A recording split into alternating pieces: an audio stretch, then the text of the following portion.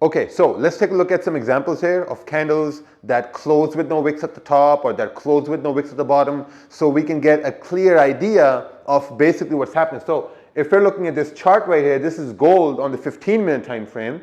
So we can see right here, let's say for example, let's start with this candle right over here. This candle had little to no wick on the top. We can see it has a healthy body, but there's little to no wick on the top. And we can see how the next candle, it basically moved up and then continued to move down.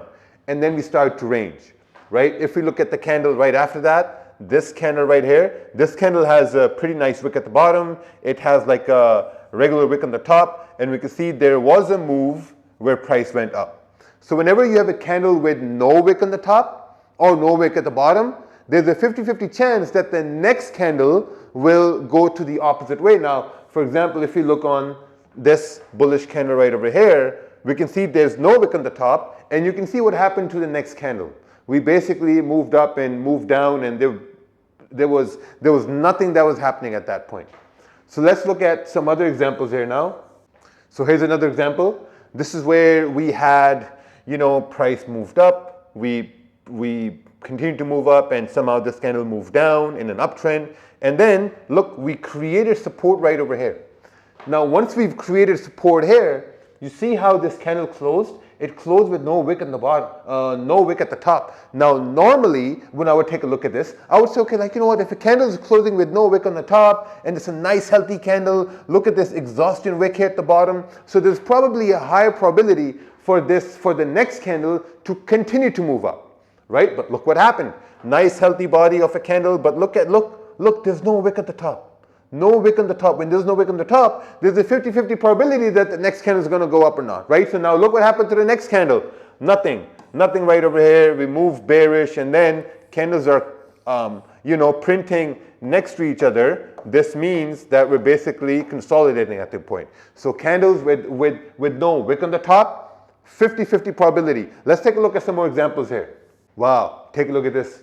This is one of my favorite setups right over here, right? So we can see how we were in a bearish trend at this point, price moved up, and then we created resistance. But look at this candle right here. Look at this bearish candle. It has little to no wick on the top, which means it didn't even try to move bullish. It did a little bit, but then overall the candle closed like a very small, tiny wick at the top, and like a nice wick at the bottom with a range to fill right over here. And look what we have, a clean candle moving down. But always remember, this will only happen when there's volume in the market, which we talked about in a lot more detail in our previous modules, right? So candle closes with no wick on the top, and then you got range, you got time of volume at this point, so high probability for price to continue to move down, right? In the same way, we can take a look what's happening right here, right? So now notice how, this candle right here, it broke above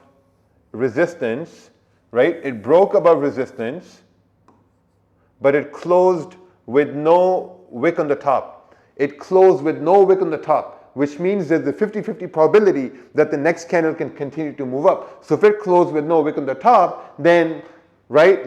What are you going to do at that point? You're going to wait for the next candle to close, even though the next candle closed like this and next one moved up. Let's take a look right here, right? So let's take a look right here, right? So even though the next candle here, it closed a bearish candle, and the one after that, we broke above the high. So this is where we move into impulse entries, which we're going to talk about in another module from Smart Raja Concepts.